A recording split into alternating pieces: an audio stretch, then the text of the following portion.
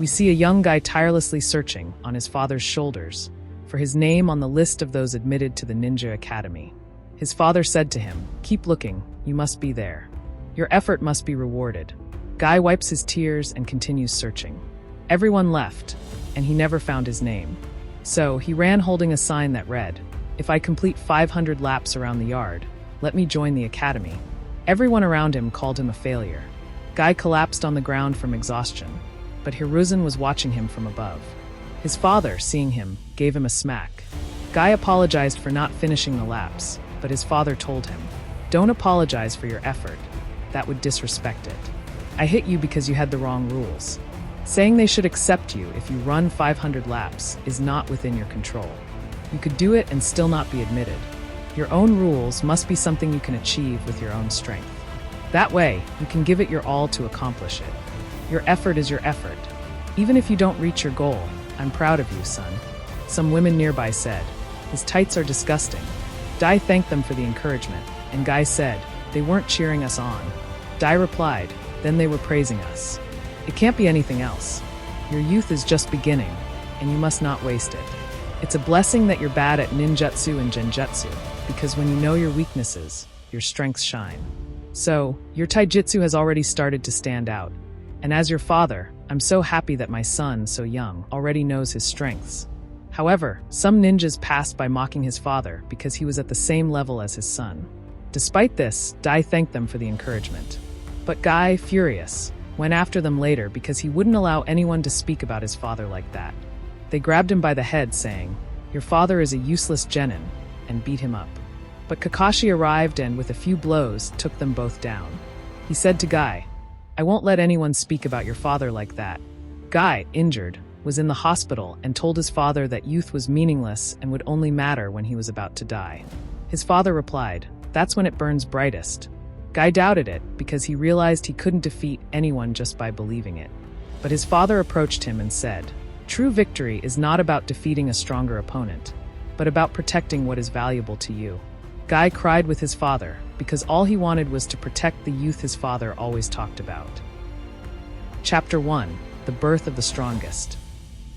Later, Hiruzen found his sign and thought it was so funny and brave that he admitted Gai to the academy. Gai celebrated with his father and thanked him for the encouragement. Those old gossips. Once in the academy, Gai saw Kakashi and felt like he was in front of a genius. Kakashi filled the room with clones when everyone else could only manage 2. But when it was Gai's turn, he could only clone his clothes. Everyone laughed at him, but from that moment on, he decided that nothing anyone said or did mattered. "I'll become strong with my own rules, like my father," he thought. He started running around the yard over and over. Now, he does laps on his head and push-ups on his fingers until he collapses. People laugh at him. Kakashi walks by without even looking at him. But Gai doesn't give up and keeps training. He strengthens his legs, fists, and agility because this effort will bear fruit. But he stops when he sees Kakashi.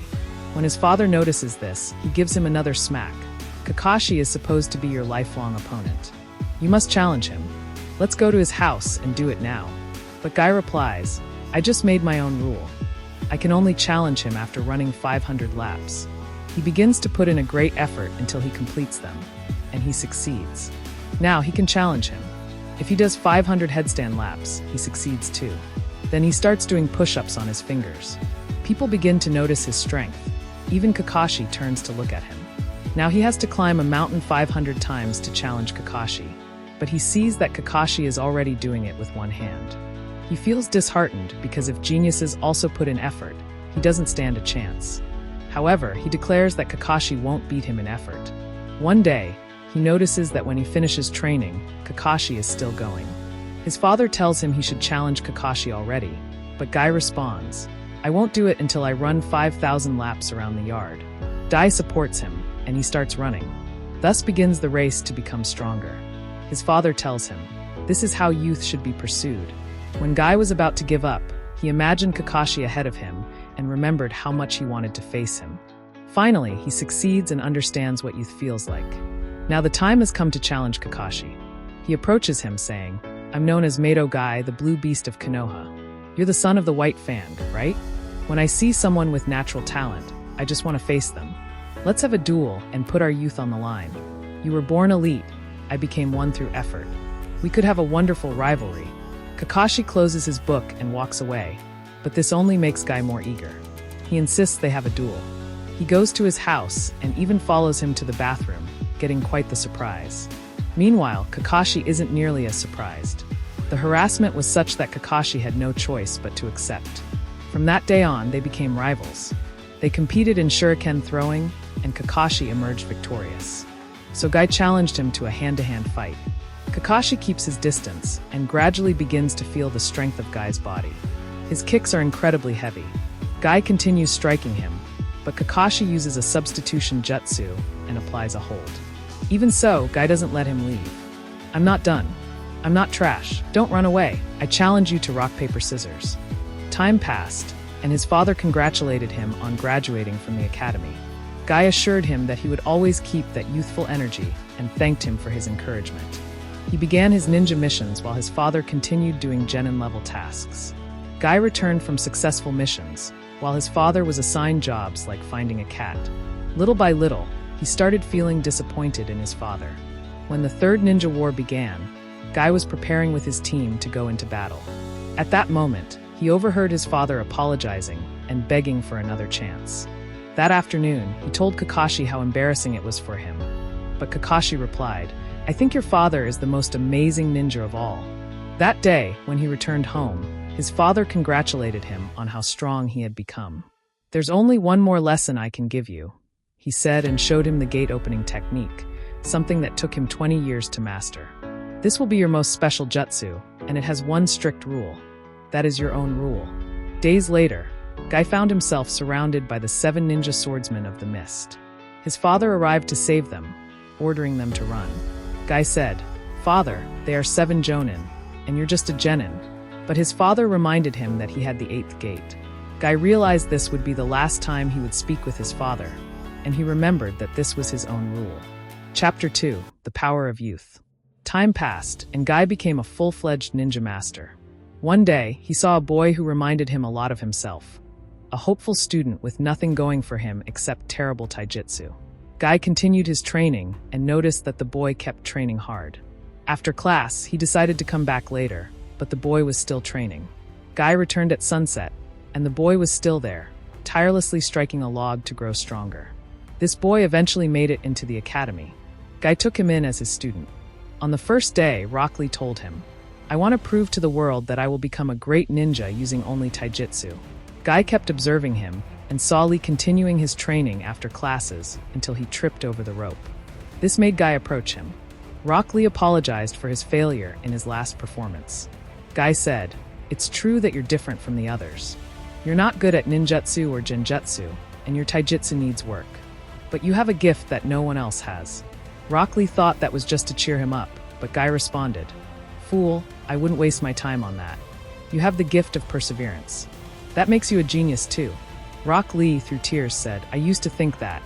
I thought that if I trained harder, I'd be stronger than Niji, but now I'm not sure. I still believe my effort will pay off, but it's always the same. I don't know if I can. Sometimes it feels like nothing makes sense. I'm a loser and always will be. I don't know what to do." Gai replied, "You're right, all effort is useless if you don't believe in yourself." That night, Gai said to him, "We're not so different." He thinks it's about the eyebrows, but Gai says it's not. "I was a loser too, but I managed to become like any other ninja, even Kakashi." "And how?" "With great effort. You want to show the world that you can be a great ninja without any innate talent. That's your ninja way, and I think it's a great goal. Don't let anyone steer you away from the path you've set for yourself. Stay true to it, and be everything you want to be." The two trained so much that his student's first major appearance was beating up a prodigy, Sasuke Uchiha. However, Gai had to step in to restore order because those techniques are forbidden against classmates. He immediately apologized to him, saying it was only to educate him, and punished him with 500 laps. Gai noticed that Lee planned to fight Kakashi's students. He approached them, introducing himself as Kakashi's eternal rival. "Well, truth is, I'm stronger than him," he said. After that, everyone took their places because the Chunin exams had begun. In the tournament, his student faced Gaara, the demon of the sand. He applied everything Gai Sensei had taught him, surprising Gaara and everyone watching. Even so, it wasn't enough to break through Gaara's barrier. So Gai orders him to take them off, and we see that all this time, his student has been fighting with weights on his ankles. Now he shows his true speed. From the stands, Gai says, "I knew Lee didn't have talent for ninjutsu or genjutsu, so I made him a taijutsu specialist. Lee, let your youth explode." Things seem to be going well for his student, but Gaara took control of the fight. So Rock Lee turned to the opening of the inner gates. Kakashi, astonished, asks him, "How many gates can that boy open?" Gai replies, 5. Within the chakra network, there are 8 gates that limit chakra flow. This technique forces those gates open, and each one makes you stronger. But if you open all 8, you die. Kakashi says, "Gai, you shouldn't have taught him that." He responds, "You don't know anything. That boy has something to prove and is willing to do it, even if it costs him his life. And I'll help him because his goal is worth it." Lee opens the 3rd gate, the gate of life. Now he opens the gate of pain, the 4th gate. With this, he gives Gaara the first beating of his life. Unfortunately, it wasn't enough. The technique left Lee so exhausted that he couldn't defend himself. Gaara trapped 2 of his limbs and tore the muscles in them. Gaara was about to kill him, but Gai stepped in to save him, recognizing that Rock Lee is very important to him. Gaara won the fight, but Gai cries when he sees his student manage to stand up. He's unconscious, but only his willpower is holding him up. After this, the doctors examined Rock Lee and told Gai Sensei that his student had multiple fractures in bones and muscles, but his arm and leg had suffered massive damage. They said he wouldn't fight again, that his days as a shinobi were over. Gai remembers everything he went through with his student and thinks, "It's my fault, I should have stopped him." "I'm sorry," says Kakashi. "Now I understand, Gai. In your shoes, I wouldn't have stopped him either." From that day on, Gai accompanied Lee in his recovery, but had to pause because 2 Akatsuki members arrived in the village. Itachi and Kisame managed to control Asuma, Kurenai, and Kakashi. They were going to take Kakashi and eliminate the rest, but the fierce beast of the leaf, Mighty Gai, arrived. After training for so long against Kakashi, Gai can fight by watching Itachi's feet and avoid looking into his eyes. He gets ready to fight, but Itachi orders a retreat upon seeing him. Sometime later, thanks to Naruto and Jiraiya bringing Lady Tsunade, a medical specialist, Lee had hope. But if Lady Tsunade operated on him, he had a 50% chance of recovering and a 50% chance of dying. Gai Sensei stayed by his student's side in solitude. Rock Lee tells him, "You told me that if I worked hard, I'd be a great ninja. Those words were a relief to me. Thanks to you, I understood the importance of self-confidence. But this is different. Even if I trust myself, I could die. Tell me, what should I do?" Gai imagines how painful it must be to have your dreams and hopes taken away and says, "Listen to me, you must make a decision. If you give up, you'll feel more pain than you do now. You and I are the same. Without a ninja path, we won't survive. You must have the surgery. You've worked hard. There's no doubt in my mind that your surgery will succeed. You have the power to take control of your destiny. And if something bad happens to you, I'll die by your side. Since I met you, my goal has been to make you the greatest ninja, and that's a promise. Go ahead, Lee." They both succeeded. The operation was a success, and Rock Lee continued his ninja path. Chapter 3. I Will Always Remember. Tsunade sent Team Kakashi to rescue Gaara. However, things got complicated, so she sent Gai Sensei's team as reinforcements. They were guided by Pakken to Akatsuki's hideout in the lair. Kisame recognized him and went to stop him to take revenge for the kick he received the first time. He appears before him, but when Gai sees him, he has no idea who he is. Kisame replies, "I'm not surprised they call you the Beast." He begins with a water jutsu, shockwave, riding his sword on the wave as he charges toward them. He creates repeated waves, separating Gai from his students. Gai dodges his sword and lands a kick, but it was a water clone. Rock Lee surprises the real Kisame, taking his sword, and his students launch a combined attack, forcing Kisame to retreat underwater. Seeing this, Gai says, "Wait, a sword and a water jutsu, but that doesn't matter now because the warm-up is over." Kisame pushes everyone away. Tenten attempts a long-range attack, making him explode, but it fails. Gai tries close combat and manages to disarm him. He signals his students, but Kisame creates a clone for each one, trapping them in water prisons. Gai goes on the offensive with his sword, but blades emerge from the hilt. Now, he must defeat him quickly before his students drown. With that, Gai gets serious and unpacks his nunchaku. He strikes them at full speed against Kisame's sword, trying to land a hit, but stops his leg just in time before it gets crushed. He doesn't lose sight of him. Tenten is about to die. Kisame uses a bomb called Tyrannosaurus, which heads straight for Gai Sensei. He stops it with his nunchaku, but gets submerged by a blow. From the surface, Kisame creates 5 hungry sharks. Gai dodges 2 and gets one off his back, but now he's surrounded and badly injured. Even so, he keeps fighting them. Gai knows he's running out of time, so he focuses and opens 5 gates. The amount of chakra flowing from him is monstrous. Now, Gai opens the 6th gate, and all the chakra sharks are destroyed. Gai parts the waters and rises to the surface. His students take advantage of this to free themselves and rescue Tenten. Gai doesn't let Kisame escape and lands a powerful kick. He immediately goes after him and unleashes a barrage of punches. With all his might, he slams him into the water. Everything starts evaporating as he finally defeats him. But as he approaches, he sees the body belongs to someone else.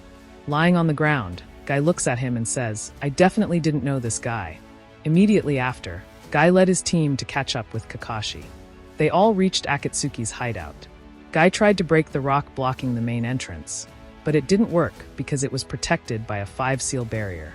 1 seal was in front of them, while the other 4 were scattered throughout the forest. All had to be removed at the same time. Gai handed communicators to everyone, and his team took care of removing the 4 tags. However, when they removed them, clones of themselves began to form. These clones had the exact same strength as they did. Now, to help Kakashi's team, they had to defeat the clones. Gai wasted no time and fought his copy, but it was just as skilled as he was. Time passed, and he couldn't gain the upper hand. On the contrary, the clones started gaining an advantage since Gai and his team were beginning to tire. They had no way to defeat copies with the same abilities. Until Rock Lee remembered that Gai Sensei had taught them that every day, they must be stronger than the day before. So, they all became stronger than they were when they removed the tags and defeated all their clones. With that, they immediately went to support Kakashi's team. There, Deidara was about to escape and get away with it, but luckily, they arrived just in time. Gai said, "Let me introduce you to the Leafs #1 squad. You're not going anywhere." The battle against Akatsuki began. Deidara was so overwhelmed that he had no choice but to activate a giant explosion to escape. They couldn't catch him, but they completed their mission and brought the Kazekage back. Much later, the leader of Akatsuki, Tobi, declared war on the 5 great shinobi villages with the goal of stealing the last 2 bijus he needed. Because of this, the 5 Kages decided to hide Naruto and Killer Bee from the enemy. On a distant island, Tsunade used the opportunity to ask the Raikage to have Killer Bee teach Naruto how to control the Kyuubi, just as he controlled the Hachibi. At first, he refused but eventually agreed. With this, Gai took Naruto to an ultra-secret island. However, Kisame managed to infiltrate. Gai landed a powerful elbow strike upon seeing him. He wasn't sure if he was dealing with a porcupine or a pufferfish, but in any case, they couldn't let him escape, as it would reveal the Jinchuriki's location. With that, Gai went on the attack, but Kisame shielded himself and used the shark missile, Jutsu, to escape. They were about to lose him, but Gai wouldn't allow it and opened the 6th gate. Killer Bee used Hachibi's hand to throw him toward the shark. Gai lost momentum, so he summoned a turtle to use as a springboard. Kisame summoned a shark from within himself, pulled out a scroll with the Jinchuriki's location, and placed it in another shark's mouth. But Gai arrived just in time. "Does that scroll hold the information?" Gai asked. "I won't let you escape." Kisame reminded him that he had the advantage of the terrain. Kisame then unleashed his 1,000 Hungry Sharks technique. Seeing this, Gai didn't know which shark had the scroll, so he launched multiple fireballs. Even so, many sharks remained. That's why Gai decided to end it all with a single move. He dove into the water and opened the 7th gate. Kisame acknowledged that Gai was a master of taijutsu. The fire from his earlier attack was caused by his fists brushing the air at such high speed that they generated fireballs. Gai assured him that this technique was far beyond the previous one. This was a deadly move. Kisame didn't wait and attacked. Gai Sensei used the Hiradora. Kisame felt confident because his technique grew stronger by absorbing his opponent's chakra. But he quickly realized that the massive tiger wasn't made of chakra. He took the full force of the leaf's fierce beast. Gai had Kisame under control and held the scroll in his hand. Kisame asked, "What was that technique? What was that aura?" Gai replied, It's taijutsu, a very fast strike to a single point. And what surrounds me isn't chakra. The seventh gate produces an enormous amount of sweat. Kisame moved a finger, and Gai delivered another blow. I said don't move, he said. Everyone arrived and captured Kisame.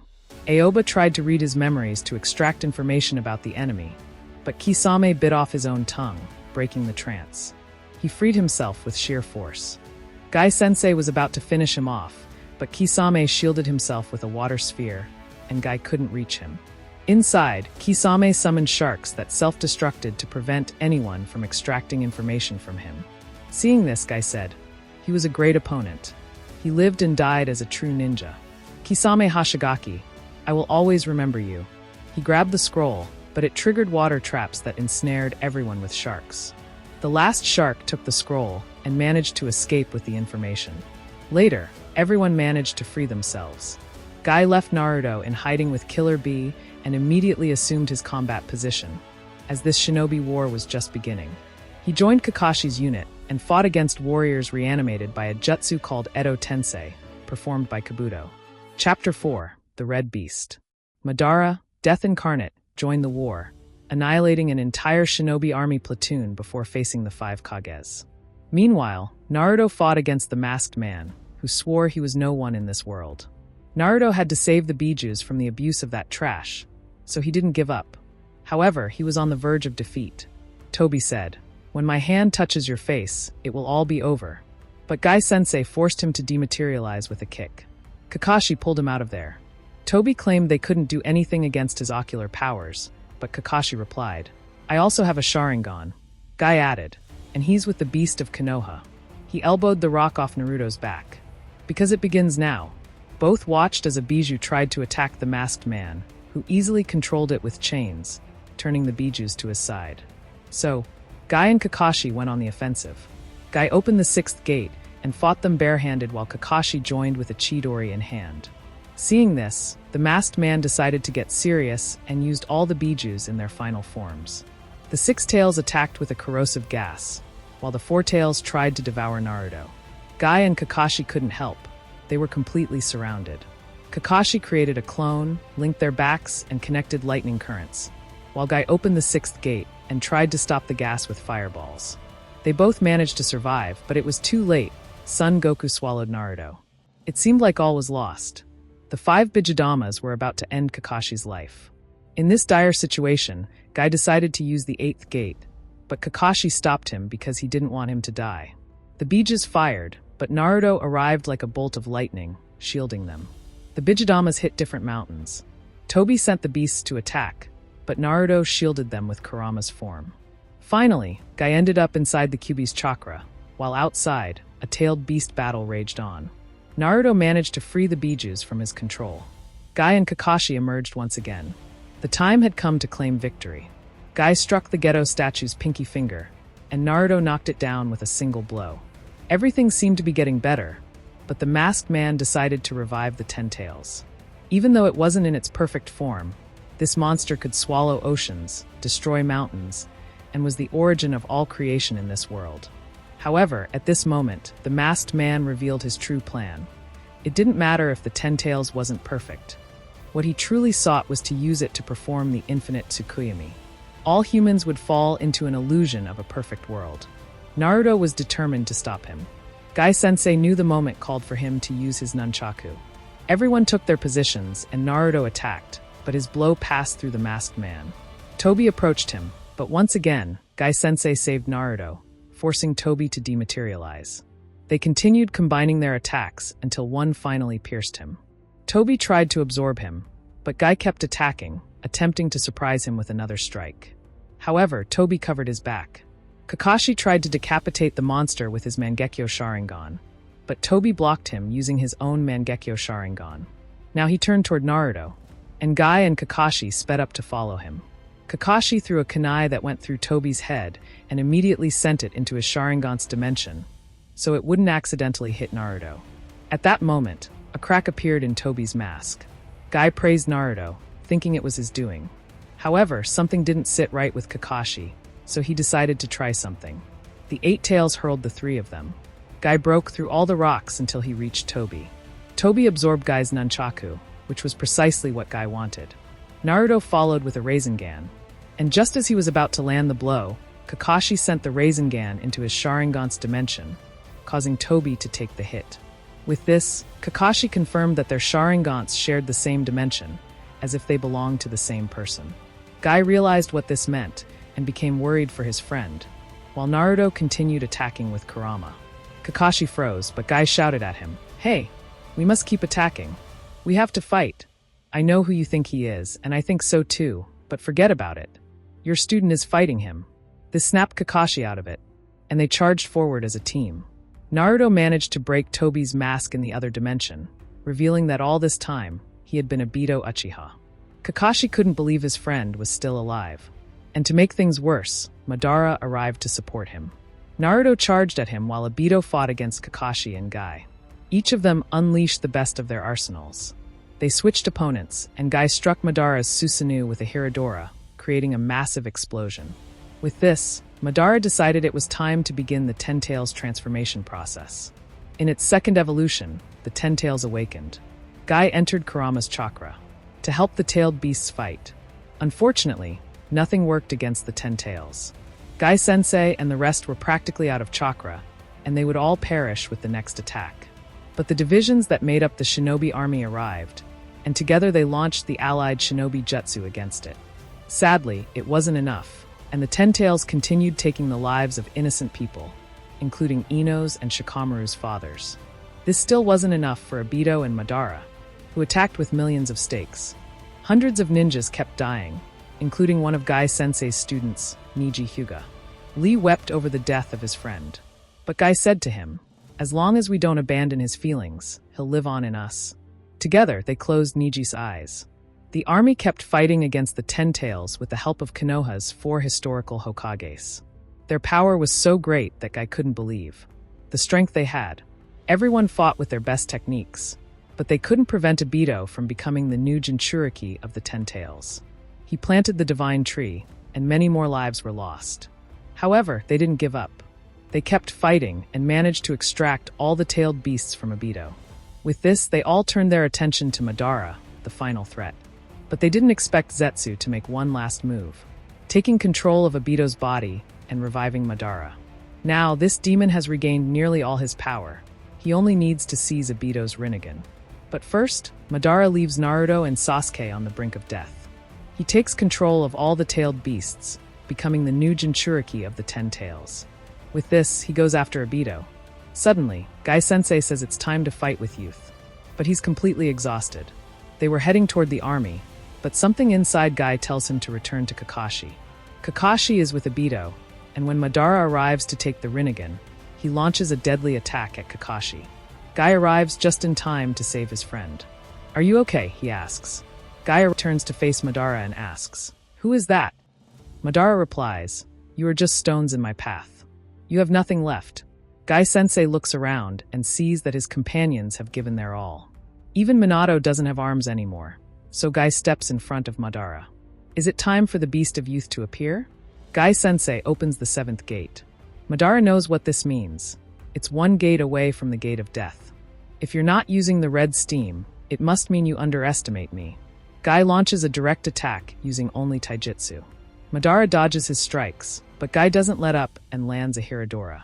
The explosion forces Madara to retreat a few meters, but Gai is left incapacitated. Madara is about to kill him with a Gedudama, but Lee arrives just in time to save him. Is Gai Sensei okay? Yes, forgive me, Lee. Kakashi asks, "How are you?" And Gai replies that he broke his arm and a rib. Kakashi says, "If your taijutsu didn't work, what are we going to do?" Madara is too powerful. Gai asks him to wait, saying it's too soon to decide that his taijutsu didn't work. He tells them that their youth isn't over and not to lose hope. Lee understands what Gai means and replies, "Sometimes it's impossible to achieve what we want, but we gain nothing without wanting it first." This is the end of Konoha's beast. It's time to become the Red Beast. Kakashi asks if Gai really plans to use the 8th gate, and Minato pleads with him not to. Gai responds, "I want to do it." Lee insists that it's not the time, but Gai replies, "Lee, don't make that face. Watch me with a smile." He recalls their conversation when Gai told him, become so strong that I can smile just by seeing you." Gai makes the same gesture his father did the last time he saw him, looking up at the sky and remembering his father as he heads into his final fight. Madara recognizes that Gai's chakra is directed toward the gate of death. Gai opens all 8 gates because he's determined to protect what's important to him, even if it means dying. Madara observes the bloody steam rising from Gai's body, but he mocks him, saying it looks like the color of rotten autumn leaves falling dead to the ground. Gai responds, "It's not just about falling and dying. I'll become nourishment for the young leaves. When the new plants sprout, youth will shine brighter than ever." Gai leaps and launches an attack. The red beast lands a punch so strong that Madara can barely block it. Gai continues attacking with increasing power, managing to knock Madara to the ground and injure him. Gai wants to keep attacking, but his bones are breaking. He says the pain is unbearable, but he must endure it. Rock Lee cries with pride as he watches his master. Beneath the earth, Madara is stunned by the blow he just received. He knows that if he takes 4 more hits like that, he'll be in serious trouble. He looks at Gai and tells him, "You are a worthy opponent." Gaara asks Kakashi what this technique is, and Kakashi replies that it's the final stage of what Rock Lee used against Madara during the Chunin exams. With this, Gai can surpass the strength of the Kages, but he will die afterward. Gai keeps attacking like a beast. Gaara asks Lee if he's okay, and Lee responds that feeling sadness for a man who made such an important decision would be an insult. Minato says they must help him because Madara can only control those spheres within a certain range. He tells Kakashi that if he uses his Mangekyo Sharingan, they'll lose them, but Kakashi says he has very little chakra left. Lee opens 6 gates to help, lamenting that he can't open all 8. Minato tells him not to worry, saying, "You are one of the green leaves that Gai is protecting with his life." Gai circles Madara with incredible speed and begins a deadly assault. Madara tries to defend himself, but Gai appears on the other side and continues hitting with all his might, again and again. Madara can't move anymore and shields himself with his black mask, throwing spheres at Gai to kill him. But Lee and Minato appear to defend him. Kakashi uses his Sharingan to place Gai behind Madara, allowing him to land a punch that knocks Madara out of his armor and makes him bleed. Gai remains standing but exhausted. Madara rises and says he hasn't had this much fun since his battles with Hashirama, urging Gai to keep fighting. Gai decides to use his final technique. Madara sees the fire in Gai's heart begin to fade and knows this will be his last attack before he dies. Gai takes his stance and activates the Sekai, surrounded by an overwhelming red force. Kakashi and Gaara are amazed by his strength. In that moment, Kakashi realizes his father was right. The first time Kakashi crossed paths with Gai was when they were with their fathers. Kakashi noticed that Gai hadn't made it into the academy and told him it was obvious that would happen if he didn't know any ninjutsu or genjutsu. Kakashi left with his father, but Gai thanked him for the support. Kakashi's father told him that if he wasn't careful, Gai would become stronger than him. Ask him his name, because one day he might be a great rival for you. Kakashi thought it was foolish, but he obeyed and asked Gai what his name was.